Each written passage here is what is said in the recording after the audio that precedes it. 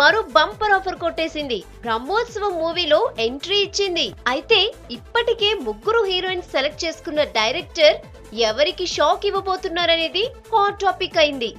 గతంలోనే రకుల్ డేట్స్ అడిగాడట దర్శకుడు శ్రీకాంత్ అడ్డాల. అయితే డేట్స్ ఖాళీ లేక నో చెప్పిందట.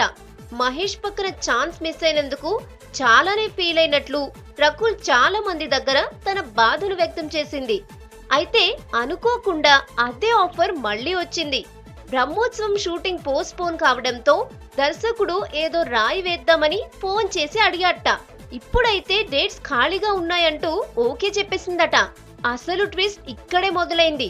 ఇప్పటికే ఈ మూవీ కోసం సమంత, కాజల్, ప్రణీతను సెలెక్ట్ చేసుకున్నాడు.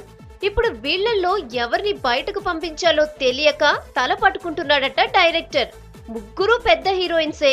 కథ పరంగా కూడా క్లారిటీకొచ్చారు. ఇప్పుడు రకుల్ ను తీసుకొచ్చి ఎవరి ప్లేస్ లో పెడతారనేది ఆసక్తికరం.